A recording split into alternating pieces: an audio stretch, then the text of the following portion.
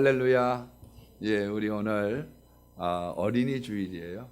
예, 주일날 이렇게 나오신 모든 분들에게 주님의 크신 은혜와 평강이 함께 하시기를 바라고, 어린이들은 나오지 않아서 꼭 그것을 의도했던 건 아닌데, 지난주 설교가 신앙의 전수였기 때문에 아이들을 위한 설교를 동영상으로 지금 내보내고 있기 때문에 잘 되리라 그렇게 생각하고요. 오늘은 사실은 그리스도인들의 전도에 대한 내용을 더 집중적으로 한번 조명해 보려고 합니다. 그런데 우리가 주님을 증거하는 데 있어서 왜 그리스도의 능력과 지혜가 필요한지 그런 것을 한번 살펴보는 그런 시간이 됐으면 좋겠다, 그런 생각이 듭니다. 오늘 잘 나오셨고요. 좋은 건강과 평화가 여러분들과 함께하기를 바랍니다. 이 세상에는 사람의 능력과 지혜로 할 수 있는 게 있고 사람의 능력과 지혜로 할 수 없는 게 있습니다. 가령 제가 랍비 3명과 함께 대화를 한 적이 있습니다. 그런데 그 트리너티를 아느냐, 삼위일체를 아느냐, 그런 이야기를 제가 질문을 던졌더니 3명의 랍비 중에 한 사람이 트리너티가 뭐냐 옆에 사람한테 물어봐요. 그랬더니 독경을 하고 있었던 사람이 God and the Son에 손사대를 쳐버리는 거예요. 그래서 아주 들을 여고도 안 하고 같이 않다는 듯이 얘기를 하고 있어요. 그런데 그 트리너티가 뭐냐고 물어봤던 유대인이 수염이 길게 나고 키가 큰 사람이었는데 갑자기 일어나서 진지한 눈빛으로 질문하는 것이 기억이 납니다. 어떻게 신이 인간의 살을 가질 수 있느냐? 어떻게 하나님이 똑같은 인간의 모습으로 살을 가질 수 있느냐? 지금도 이 이스라엘에서는 예수를 예수아라고 얘기하죠. 그런데 호로자식이라고 하는 뜻입니다. 아비 없는 자식. 그러니까 어떻게 남자와 여자가 결합을 해서 아기를 낳는 거지 여자 혼자 아기를 낳을 수 있느냐? 호로자식이라고 생각하고 있는 거죠. 논리는 대화예요. 이해가 안 되거든요. 유대인들이 예수님을 그렇게 미워하는 데에는 마태복음 27장 25절이 있습니다. 유대인들이 예수님을 못 박으면서 백성이 다 대답하여 이르되 그 피를 우리와 우리 자손에게 돌릴지어다. 그래서 기독교가 이 유대교를 박해를 할 때 이 귀절을 가지고 니네들이 예수님을 못 박았기 때문에 거기에 대한 죄와 형벌을 받는 것이 마땅하다. 이것을 인용을 해서 이 유대교를 엄청나게 박해를 했고요. 유대인들은 이면에 예수라면 이를 가는 그런 이름이 되었던 거죠. 이분들에게 뿐만 아니라 모든 사람들, 믿지 않는 사람들에게 어떻게 신이 살을 가질 수 있느냐, 어떻게 여자 혼자 애를 낳을 수 있느냐, 그 인카네이션의 문제, 그리고 부활했다, 죽은 자가 어떻게 다시 살아나며, 그래 도대체 어디로 가셨으며 구름을 타고 온다.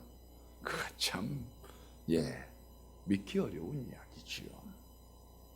여러분, 사람의 논리와 설명으로 이런 것들이 가능하겠어요? 한때 이렇게 선풍을 일으켰던 다빈치 코드라고 하는 게 뭡니까? 예수님이 십자가에 달려 돌아가신 게 아니라 기절하신 거였는데 결국은 십자가상에서 내려와서 막달라 마리아와 함께 프랑스의 한 지방에 가서 살고 애를 낳고 사셨다.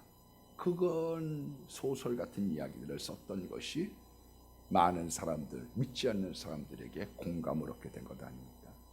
이게 어떤 기독교에 대한 진리 자체를 설명을 하려고 한다고 해서 되느냐, 연구한다고 할 수 있느냐? 그렇지 않거든요. 고등학교 때 제 친구가 한 명 있었습니다. 소아마비이고 생명이었어요. 그래서 우리가 질문을 했었습니다. 야, 너 건널면 어떻게 건너냐? 그랬더니 하는 이야기가 위에 켜져 있는 거는 빨간 불, 밑에 켜진 거는 파란 불. 불 켜진 거를 보고서 길을 건넌다 그래서 우리가 안타까워하기도 하고 웃었던 적이 있습니다. 그런데 이 친구가 아주 비상한 머리를 가졌어요. 정말 특별히 수학적인 머리는 문과였지만 아주 탁월한 머리를 가졌습니다. 당연히 가장 좋은 대학교에 최고 학부를 입학을 하게 됐죠. 그런데 입학을 하고 난 이후에 한 아주머니가 기도원을 데리고 갔어요. 그런데 기도원에 데리고 갔는데 다녀와가지고 이제 하는 얘기죠. 내가 왜 그렇게 정신없이 울었는지 모르겠다. 아주 통곡을 하면서 너무 많이 울었는데 이유를 모르겠다는 거예요.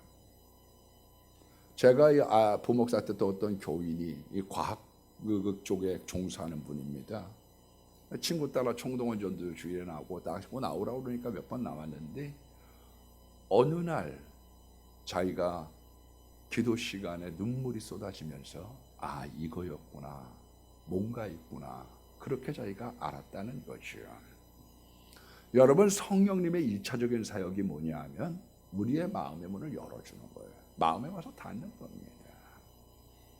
그래서 사도행전 16장 14절에 보니까 루디아라고 한 여자가 사도 바울의 말을 듣고 마음의 문이 열려 바울의 말을 따르게 됐다. 그렇게 얘기하고 있어요.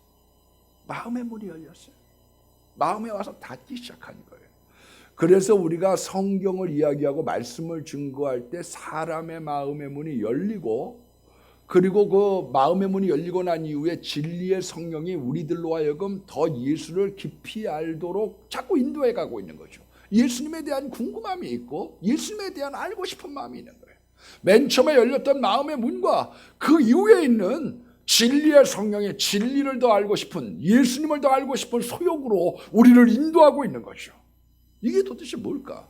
왜 내가 울어야지 되고, 왜 내가 저 사람들이 예수님을 믿고 왜 저 사람들이 저런 일들을 하면서 살아가야 될까? 그 궁금함에 대한 것들로 우리를 인도하셔서 예수님을 만나게 하는 거지요. 그래서 로마서 10장 17절 말씀에 보면 믿음은 들음에서 말미암고 들음은 그리스도의 말씀으로 말미암는 거예요. 왜냐하면 말씀을 증거할 때 성령님의 마음의 터치, 그것으로 말미암아 예수님을 향한 문들과 길이 열리기 시작하기 때문에 그런 것입니다. 그런데 오늘 17절에 있는 말씀을 보니까, 18절에 있는 말씀을 보니까 유명한 기절이 나오죠. 십자가의 도가 믿지 않는 사람들에게는 미련한 것이라는 거예요. 여러분, 여러 가지 이유가 있을 수 있습니다만은 왜 여러분 믿지 않는 사람들에게 이 십자가의 도가 미련해 보일까? 네 가지만을 말씀드린다고 하면, 첫 번째는요, 이성과 지식의 세대에 배치되기 때문에 그렇습니다. 논리적으로 안 맞는 거죠. 무엇보다 학문이라고 하는 것, 과학이라고 하는 것은 전제 조건이 없어야 돼. 전제 조건이. 그래야 학문이 될 수가 있는 거거든요. 그런데 우리는 전제 조건이 있어요. 신이 존재한다. 하나님이 계신다. 증명해봐라. 증명은 못하겠는데 분명히 있어.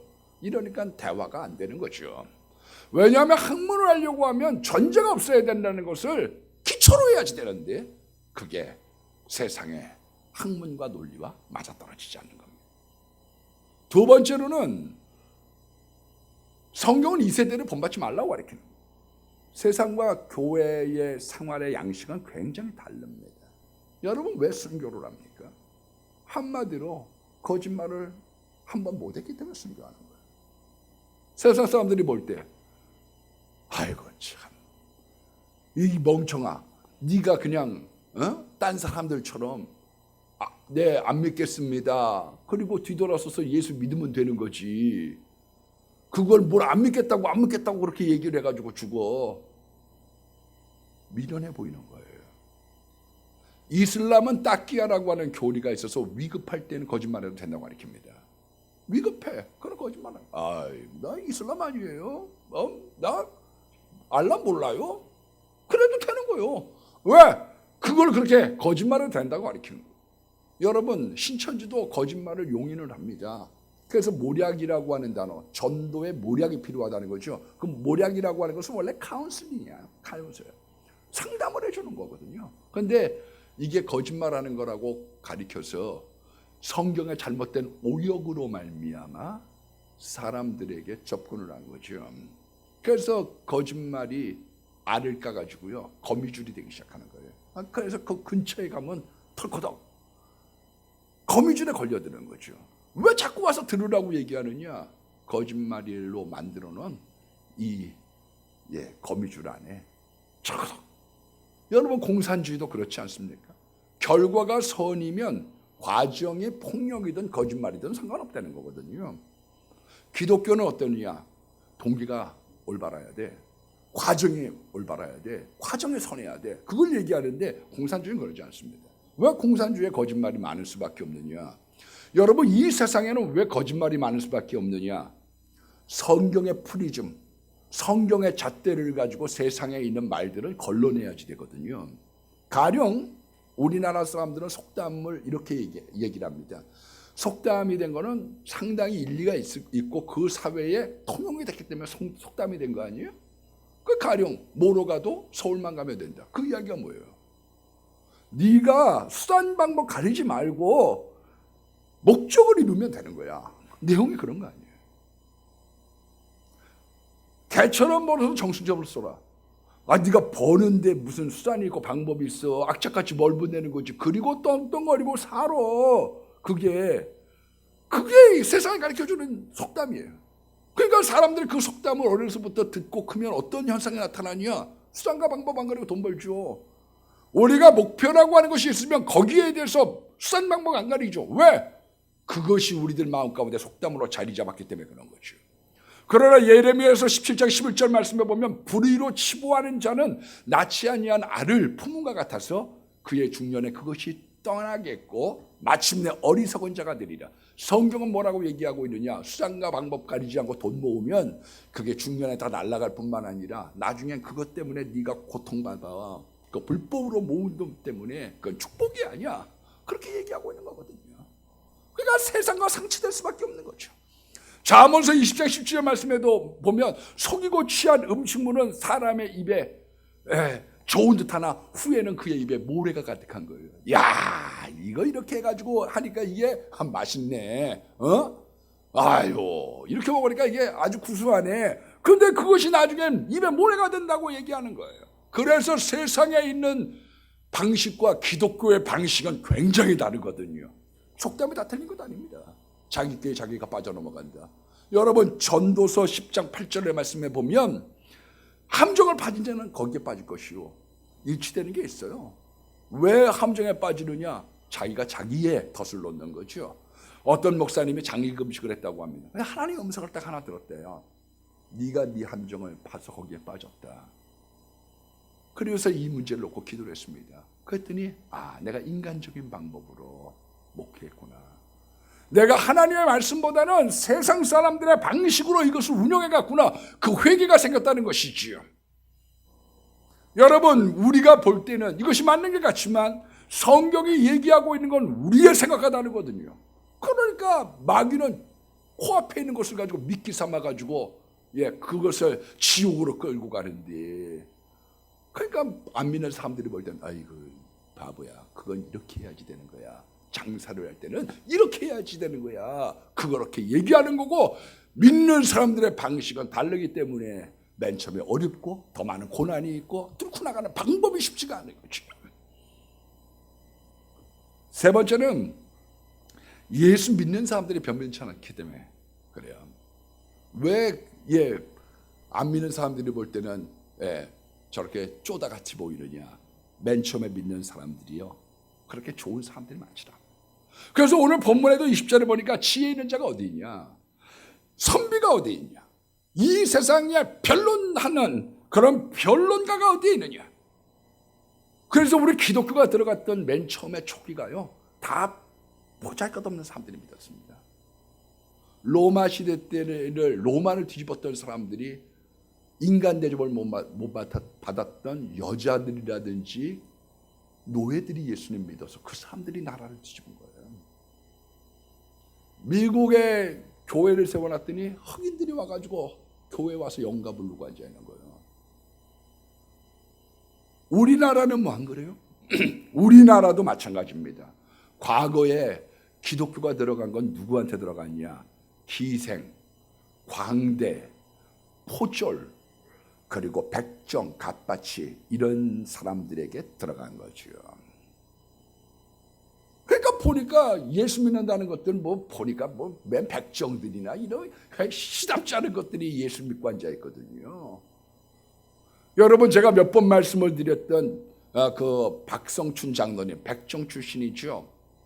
이 박성춘 장로님은 백정의 아들이고 백정 여자하고 결혼을 해서 두 아들을 낳습니다. 근데 당시에 백정은 어떤 류냐? 상투를 틀 수 없어요. 이름을 못 가질 뿐만 아니라 상투를 틀 수 없고 망건을 할 수 없고 그 다음에 갓을 쓸 수 없습니다. 그래서 왜 사극을 보면 저 백정이 나오면 머리를 풀어헤쳐 갖고 나오느냐? 상투를 할 수가 없는 거예요. 근데 이 박성춘이라고 하는 사람이 무면허 도살장을 운영을 했습니다. 그래서 몰래 소를 잡아가지고 이제 그거를 죽여주는 일을 했는데 어느 날 포졸들이 찾아와가지고 끌고 가려고 하니까 이 백정이었던 아내가 극구 말리기 시작하다가 결국 육모방망이에 맞아 죽었어요. 그리고 얼마 있다가 둘째 아들이 병사를 했습니다. 병들어 죽었어요. 이 한 많았던 박성춘에게 있는 큰아들 봉출이라고 하는 아들이 너만은 정말로 많이 배워서 훌륭한 사람 되라. 이 아들이 나중에 박서양이라고 하는 세브란스의 첫 번째 의사가 됐죠. 대한민국 세브란스 첫 번째 의사가 됐죠. 그런데 1894년도에 청일전쟁이 났을 때 전쟁뿐만 아니라 콜레라가 유행이 됐습니다. 박성출도 병에 걸린 거예요. 그랬더니 이 봉출이가 사무엘 무어가 다니고 있는 그 무료 학교에 다녔거든요. 그랬더니 거기 있는 사무엘 무어 목사님에게 자꾸 선교사한테 우리 아빠 고쳐달라고요. 요만한 애가 매달리니까 그 교회에 출석을 했던 에비온 선교사, 어의죠. 왕을 치료하는 어의가 가마를 타고 가서 박성춘을 여러 번 가서 돌봐서 고쳐주게 됩니다. 박성춘이 은혜를 갖고 싶었죠. 그래서 교회 나왔더니 교회에 문제가 되기 시작했어요. 양반들이 들고 일어났습니다. 어떻게 우리들이 백정하고 같이 예배 드릴 수 있느냐. 그래서 이 양반들이 따로 나가서 교회를 세웠는데 그 교회가 불에 타서 전소를 하고 박성춘은 백정들한테 야 사람 대접을 우리 교회 댕기자 전도를 많이 하기 시작했어요. 그래서 장로 투표를 했더니 박성춘이 된 거예요. 양반들이 2차로 봉기를 했습니다. 양반석과 평민석을 갈라놔달라. 그랬더니 선교사님이 반대했죠. 예수님 안에서 우리가 다 평등하다. 그래서 박성춘이 장로가 되고 왕선이었던 이재함이라고 하는 사람이 장로가 되면서 1914년도에 처음 우리가 그런 당회를 열게 됐습니다. 여러분 이 박성춘이라고 하는 사람이 그런 배경 속에서 백정 해방운동을 많이 일으켰죠. 그러나 이것을 6.1준에게 상소도 하고 그렇게 해서 일들이 됐지만 원래적으로는 박성춘보다는 에비온 선교사가 콜레라를 택시한 것에 대한 그런 공덕에 감사해서 고종이 관작을 주겠다. 그렇게 얘기했는데 저는 관작 괜찮고요. 백정을 평민으로 만들어줬으면 좋겠습니다. 그 요구와 함께 백정이 해방이 됐습니다. 박성춘이 처음으로 갓을 쓰는 날 얼마나 좋았는지 하여간 덩치덩치 춤을 추다가 갓을 쓰고 잠을 잤다고 합니다. 맨 처음에 예수 믿는 사람들이 별 볼 일이 없는 거예요. 예수쟁이, 아이고 뭐 저것들 뭐 모여가지고 그래서 미련해 보이는 거죠. 네 번째로는 표적을 구하는 거예요. 표적. 그랬더니 유대인들은 표적을 구하는데 요나의 표적밖에 없다 그러니 이거 예수님의 부활에 대한 내용이죠. 표적 보여달라고 그랬더니 수백 년 전 이야기라면서 요나의 표적을 얘기라고 앉아있으니 동문서답하고 있으니까 마음에 들지 않는 거고요. 헬라인들은 지혜를 구한다고 오늘 말씀하고 있는데 여러분 그 사람들을 갖다 흡족하게 채워주질 못하는 거예요. 사도 바울이라고 하는 사람의 사도행전 17장에 보면 2차 전도여행을 갈 때 아테네에 갔습니다. 가서 보니까 다 석박사요. 이 사람들이 다 머리가 좋고 공부 많이 하는 사람들이에요.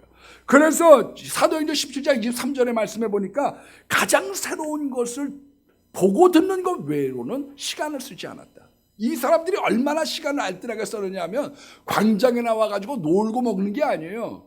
예, 모여서 강의를 듣는데 새로운 것, 노벨티, 야 이거 진짜 들을 만한데 그런 것들을 갖다가 보고 듣는 것 외로는 시간을 쓰지 않았다는 겁니다. 근데 그 중에 32절 말씀에 보니까 당신 종교성이 많아. 그런데 죽은 사람이 다시 살아? 그렇게 해서 조롱하는 자들이 있었고 따르는 자들이 있었다. 다마누시오와 이 두 명의 사람들이 그런 몇몇 사람들이 예수님을 믿게 됐던 거죠. 그러니까 사람들이 볼 때 와서 석박사들이 있는데 와서 얘기를 했더니 죽은 자가 다시 산다. 그걸 강의를 하니 사람들이 볼 때 웃기고 자빠졌네. 그래서 17절에 보니까 말의 지혜로 하지 않았다는 거예요. 그래서 왜 성령의 나타남이 중요하냐? 말로는 되지 않는 거예요. 여러분 사람들에게 복음을 증거할 때 제일 중요한 게 뭐냐? 그래서 기도가 필요한 거예요. 왜?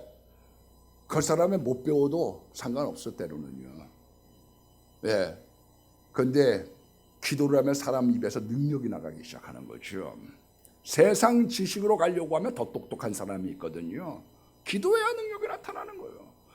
사도행전 4장 13절 말씀에도 보니까 저희가 베드로가 요한이 담대히 말함을 보고 옛날 성경에는 기탄 없이 말했다는 거예요. 얼마나 기탄 없이 다 담대하게 말을 전하는지 그들이 본래 학문 없는 자인 줄 아는 거로 학문 없는 범인 개털이라고 생각한 거예요. 개털, 아그라마타, 무식쟁이들, 저놈들 무식한 놈들인데 근데 병 나은 사람이 전에 예수와 함께 있는 줄 알고 병 나은 사람들이 그 옆에 있는 줄 보는 거로 비난하지 못했다. 왜? 저 옛날에 좀 무식한 놈들인데 좀 어디서 글을 배워가지고 저렇게 유창하게 말을 하지? 그 옆에 보면 병난 사람이 옆에 있어. 그러니 할 말을 잊어버린 거지요.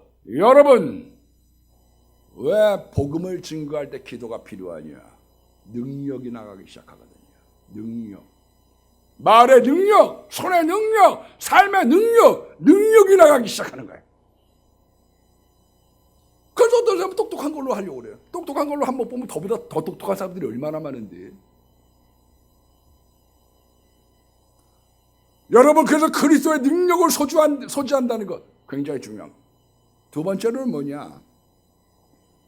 그리스도의 지혜가 중요해요. 여러분 세상의 지혜와 그리스도의 지혜는 다릅니다. 이 그리스도의 지혜라고 하는 건 이런 거죠. 앙꼬가 있어요.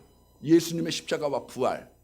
그 앙꼬를 갖다가 먹게 하려고 하는데 겉에 뒤집어 싸고 있는 밀가루가 있는 거죠. 밀가루. 거기에 밀가루가 책일 수도 있고 의사일 수도 있고 치료일 수도 있고 과학일 수도 있고 기술일 수도 있어요. 저는 솔직한 얘기로 요번에 이제 우리가 코로나 사건을 갖다가 이렇게 당하면서 우리 기독교계가 뭔가를 해야 되는데 너무 한 게 없다. 그런 아쉬움이 있습니다. 에비온 같이 백정마을에 가는 마음이 있어야 되거든요. 아파하는 사람들을 이해해 줄 줄 알아야 돼요. 기독교는요. 제가 언제 한번 그 개업 예배를 드리는데 제 옆자리에서 식사하는 사람이 개량 한복을 입었어요. 개량 한복을 입고 밥을 먹는데 뭐 전도해야 될 것 아니에요? 그래서 제가 예수님 믿으세요? 그렇게 이제 물어보고 대화에 물고 텄습니다. 그랬더니 이분이 한 얘기가 나 천주교래요. 그래서 요즘에 천주교 부흥 많이 하대요. 요즘에 기독교가 좀 성장에 둔화가 되고 그땐 또 잘못된 통계도 있었는지라 막 500명 막 이렇게 나오던 시절이어서 제가 그런 이야기를 했습니다. 그랬더니 그분이 뜬금없이 이런 이야기를 해요. 기독교가 정체가 되고 가톨릭이 올라간 데에는 5.18 이후부터라고 생각합니다. 전 개인적으로 5.18에 대한 역사적 의의와 진실을 이 시간에 규명하려고 하는 건 아니에요. 그러나 우리 기독교가 아파하는 사람들의 마음을 너무 몰라준 거죠. 아파하는 사람들의 마음을. 여러분, 기도도 중요하지만 그 사람들의 아픔을 갖다가 알아준다는 건 굉장히 중요한 거예요. 마음의 문을 여는 곳이 어디냐? 마음의 문을 열고 있는 그 지점이 어디냐? 그걸 알아야 차려야 되거든요. 과거에는 신분의 타파, 승동교회를 중심으로 해가지고 백정의 마음을 이해한 거죠. 백정의 마음. 여러분, 한국 개신교 선교 역사를 썼던 마르다 허들리라고 하는 여사는 백정에 해방된 사건에 대하여 이렇게 한마디로 요약을 했습니다. 세계를 뒤집어 놓은 사건이었다. 백정의 마음을 알아줬어요. 우리 갓 한번 써보지 못한 사람의 마음을 알아요. 인간 대접 받지 못한 사람의 마음을 알아요. 10%밖에 안 되는 양반들, 자녀들 앞에서 무릎을 꿇고 거기에 추위에 벌벌 떨고 있는 우리들의 마음을 알아요. 그 마음을 기독교가 알아준 거예요. 3.1운동을 하면서 나라를 되찾고자 하는 이 민족의 마음을 알아준 거예요. 아, 애국하는 사람들이구나. 그 마음을 알아준 거죠. 한동안 우리 기독교가 왜 이렇게 많이 부흥할 수 있었느냐? 가난을 퇴치하고 질병을 갖다가 퇴치하는 소위 삼박자구원, 그것이요 우리나라의 민족을 알아줘, 마음을 알아준 거예요. 그게 나라와 맞물려서 자꾸 같이 돌아가는 거죠. 그래서 교회는 근면하죠. 새벽기도 운동하고, 나라를 새벽종이 울렸네, 새 아침이 밝았네 이러면서 같이 맞물려 왔기 때문에 기독교가 폭발적으로 부흥할 수 있는 계기와 깃털이 됐던 거죠. 왜? 가난과 질병의 문제를 기독교가 알아줬기 때문인 거예요. 그런데 이제는 가난의 문제를 가지고는 접근이 안 되는 거예요. 질병의 문제를 가지고는 마음의 문이 안 열리는 거예요. 제 고등학교 동창 형이 암이 걸렸는데 그 암이 낫겠다고 오살리 가가지고 바짝 마른 몸으로 막 금식하고 기도했던 기억이 있습니다. 결국은 죽었죠. 그러나 지금은 어떤 시대가 되느냐? 돈 10만 원 의료보험 내면 한의원 가가지고 2시간을 치료를 받고, 치과와 한의원, 여러분 보약도 10,000원 시대가 됐어요. 지금 이렇게 해주는 나라가 전 세계에 없거든요. 양반뿐만 아니라 한방도 그렇게 열려진 시대가 됐어요. 치과도 가면 스캔닝도 막 뭐 몇천 원 주면 다 해주는 시대가 됐어요. 요즘은 암은 병도 아닌 판이요. 항암제가 얼마나 잘 되어져 있는지. 거기에 가가지고 예수님 믿으면 병 낫습니다. 그게 통하겠어요? 가난한 사람들한테 가가지고 예수 믿으면 복 받겠습니다. 지금 있는 시대에 가가지고 얘기하면 통하겠어요? 왜? 지금 우리가 지금 헛다리를 짚고 있는 거거든요. 양차 대전이 일어나고 난 이후에 구라파에 있어서의 사람들의 마음은 두 가지가 있었습니다. 하나는 평화. 그 유럽이 하나가 된 거예요. 우리 싸우지 말고 왜 우리가 이렇게 싸워야 되냐? 우리 국경도 없이 우리 돈도 하나가 돼서 우리 행복하게 살자는 거예요. 다루단 거지는 요람서부터 무덤까지 그걸 이루었습니다. 이제 교회 나가가지고 몸부림칠 이유가 뭐예요? 여기에 대한 사람들의 소용을 유럽의 교회가 채워주지 못한 거예요. 그래서 교회를 떠난 거죠. 왜 사람들이 신천지에 젊은이들이 몰려가고 있느냐? 연구해 볼 필요가 있어요. 왜 그러느냐? 젊은이들이 갈급해하는 뭔가를 지금 만져주고 있기 때문에 거기에 가서 10시간 동안 앉아가지고 마스게임 하겠다고 지저귀 차고 앉아가지고 거기서 소변 봐가면서 정말 그 짓거리를 하고 앉아있는 거죠. 거기에 있는 것을 연구해 볼 필요가 있습니다. 우리가 기독교가 세상을 앞서가고 세상에게 던져줄 수 있었던 몇 가지 안 되는 자산 중에 하나가 심리학과 가정사역이에요. 그런데 이제는 그것도 내놓을 때가 됐어요. 왜? 너무너무 세상을 잘해. 보면요, 가정사역에 대해서도 남편을 어떻게 세워가야지 될지, 어떻게 아이들의 자녀를 교육해야 될지, 우리가 갖고 왔던 이제 그 재산도 이제는 세상이 너무너무 잘하고 있는 겁니다. 지난번 여기 있는 목동에 있는 교회를 이렇게 끝 마무리하게 될 때, 뭐 우리 정신이 없죠. 뭐 명도 막 들어갔다 그러고 난 다음에 뭐 관리처분 들어갔다고 막 유리창 막 다 깨버리고 막 이러니 뭐 엉겹결에 그 다음날 보니까 막 유리천지 아니에요. 그런데 한 집사님 네 분이 전화가 왔어요. 목사님, 성지교회는 이제 그만 다니려고 그래요. 그래서 두 가지를 이야기를 하셔요. 근데 그 중에 한 가지가 뭐냐면, 애들을 보내려고 하니까 너무 환경이 위험해요. 구덩이 파놓고 유리가 많고 너무 위험해요. 그래서 이제 우리 교육자들과 전체 몇 사람 모여서 여기를 유리를 갖다가 쓸었습니다. 그때 이제 우리가 집사람하고 저하고 했던 얘기가 있어요. 우리가 교인들의 마음을 너무 몰라줬다. 교인들의 마음을 너무 몰라줬어요. 안전을 원하고 잘 지키기 위한 마음을 몰라준 거예요. 올해 교인들이 저한테 그런 이야기를 많이 합니다. 더러 많이 해요. 얘기하려고 하는 사람들. 무슨 얘기를 많이 해요? 목사님, 세상 이야기 하지 말고 성경 이야기 했으면 좋겠어요. 그 이야기 많이 해요. 옛날에는요, 소망교회 부흥원인이 어디 있느냐, 영락교회가 부흥했던 거는 실향민들의 마음을 알아줬어요. 실향민들의 마음을. 그래서 거기 몰렸던 거예요. 소망교회 교인들이 몰렸던 이유는 뭐냐면 한 발 빠른 정보와 지식을 있었어요. 광 목사님 머리가 비상할 뿐만 아니라 책을 많이 읽었거든요. 남들보다 좋은 책을 봤기 때문에 그 사람들에게 갈급해하고 있는 앞으로의 시대에 대한, 우리들이 알고 싶어하는 지식에 대한 공급이 있었던 거죠. 그런데 지금은 지식의 홍수가 되는 시대거든요. 어떤 분들은 제가 설교하면요, 안 보이는 것 같아도 보여요. 더러웠던 한두 분들은 얼른 막 핸드폰 막, 어느 설교에 저거 본문이 저거 그거 찾고 이제 앉아있는 사람들도 있어요. 지금은 뭐 한마디 하면 인터넷, 지금 뭐 한마디 하면 핸드폰, 뭐 한마디 하면 지금은 지식의 폭주가 되는 시대거든요.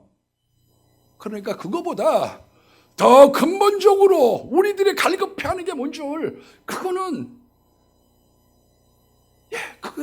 성경에 대한 본질에 대한 것이라고 생각한다. 세상에서 들을 수 없는 이야기를 듣고 싶다는 거죠. 여러분, 곽서희 목사님 설교 좀 들어보십시오. 예수 얘기가 몇 마디 나옵니다. 그러나 왜 사람들이 몰렸느냐? 거기에 대한 세상의 욕구, 지식을 갖다가 요구한 걸 채워줬기 때문에 그런 거죠. 지금은 지식의 홍수의 시대거든요.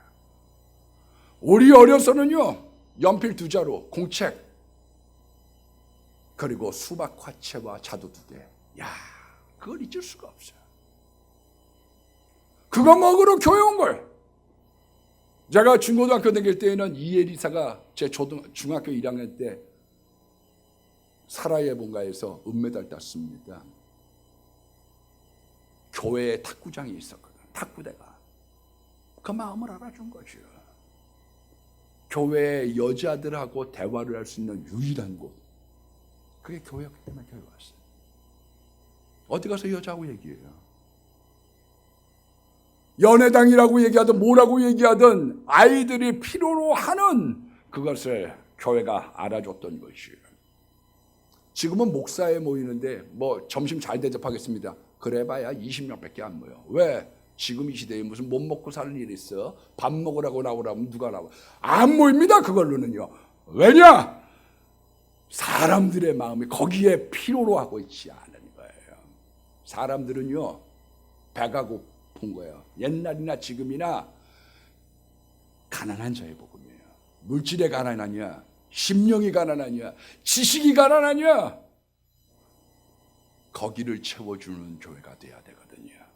우리가 지금 시대를 잘못 읽고 앉아 있는 거지요.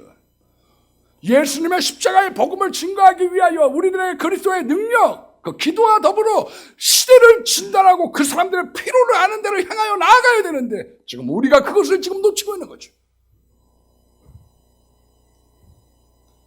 저는 열심인 거에 대해서는 우리 교회가 열심이 아니다. 저는 그거는 반대예요. 그 농땡이는 예나 지금이나 있었거든요. 우리는 삼성 스타일의 인생을 살아왔습니다. 우리 부목사님들이 저보러 그 얘기해요. 목사님은 일중독자의 경향이 있어요. 왜? 난 놀고 있으면 하나님에게 미안해. 난 내가 좋아하는 말씀 중에 하나가 뭐냐면 내가 전심으로 향할 때 하나님께서 능력을 베푸신다고 얘기했기 때문에 전심을 향하려고 하는 목회자들은 저뿐만 아니라 상당수가 있다고 저는 보여집니다. 요의 문제는 어디 있느냐? 저 사람들이 아파하는 그 상처에 지금 배가 아픈데 아까진 길을 갖고 가고 있는 거예요. 시대가 변하고 있는데 그거를 모르고 있는 거지요. 이 시대의 키워드.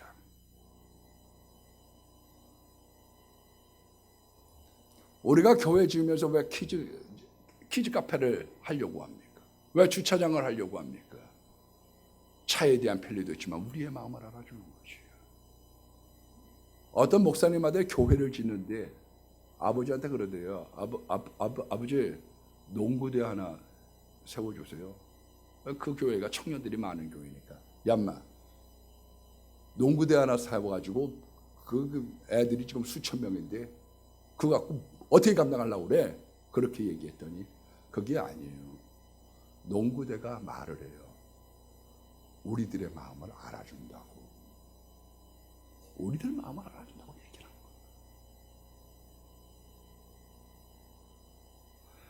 거예요. 여러분, 예수의 복음은 변함이 없습니다. 그러나 예수의 복음을 증거하는 기도의 능력, 그건 상실하면 안 돼요. 그리고 그것과 못지않게 중요한 게 있습니다. 시대의 마음을 읽어주는 거예요. 저 사람이 뭐를 필요로 하는지. 그 시대 정신을 읽지 않은 한 우리 기독교는 유럽이 걸어왔던 전철처럼 몰락할 것입니다. 오늘 하나님의 지혜와 능력이 여러분들과 함께 하기를 바랍니다.